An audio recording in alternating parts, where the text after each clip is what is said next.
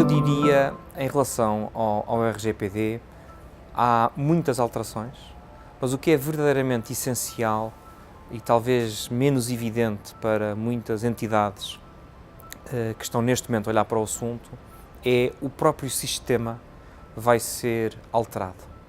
Vamos passar de um sistema tradicional onde as empresas seguem as orientações do regulador, da Comissão Nacional da Proteção de Dados, para um sistema de autorregulação.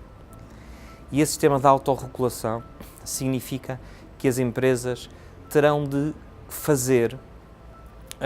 terão de cumprir determinadas obrigações que não fazem hoje. Falando de uma forma muito simples, algo verdadeiramente novo, que não era feito, terá que ser feito pelas empresas. Estamos a falar, essencialmente, de saber olhar para os tratamentos de dados pessoais, perceber qual é o impacto desses tratamentos para a privacidade das pessoas e, em função desse impacto, tomar as decisões sobre segurança, sobre organização. E essas decisões são as próprias empresas que têm de as tomar. E esta análise do impacto e estas decisões a tomar é algo que as empresas nunca fizeram e, portanto, têm que aprender a fazer.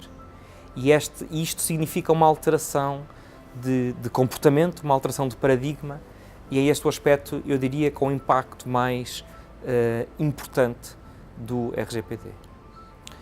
Eu diria, a esta distância da aplicação 25 de maio de 2018, as empresas devem, todas, deixe-me corrigir, entidades, porque o RGPD também se aplica a entidades do setor público, devem olhar para a sua própria organização. Eu diria que o ponto de partida é olhar quais são os tratamentos de dados pessoais que eu faço hoje, onde é que esses dados são, de onde é que eles vêm, para onde é que eu os transmito e perceber todos os aspectos logísticos, tecnológicos, organizacionais relacionados com os tratamentos de dados. Esse levantamento é fundamental para perceber qual é o nível de cumprimento em relação ao regulamento. E também é o primeiro ponto para perceber o que é que falta fazer.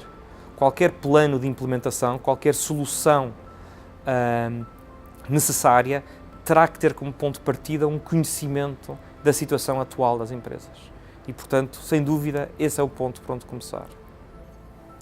Nesta fase, quando falta tão pouco tempo, eu diria que o aspecto principal é pensar em prioridades. Na maioria das empresas e das organizações, o tempo que falta é muito pouco. E, portanto, faz sentido pensar, por um lado, onde é que está o risco para a minha organização e, em função do risco, tratar primeiro dos problemas que apresentam maior risco, para usar dessa forma, criar um calendário com prioridades, primeiro maior risco, médio risco, menor risco. Para além do risco, eu diria que há outro aspecto muito relevante ou muito útil quando os decisores estão a pensar em prioridades. Há muitas tarefas aqui que podem ser relevantes, tarefas muito simples de implementar e tarefas muito complicadas em termos de tempo e por vezes em termos de custo. Algo como alterar o texto de recolha de consentimento é uma tarefa simples, que se faz rapidamente. Alterar uma cláusula em contratos com fornecedores também é uma tarefa simples. Para dar um exemplo diferente, alterar os sistemas de informação para garantir que os dados são apagados, criar rotinas para evitar a duplicação de dados, este tipo de projetos podem implicar vários meses e custos muito relevantes.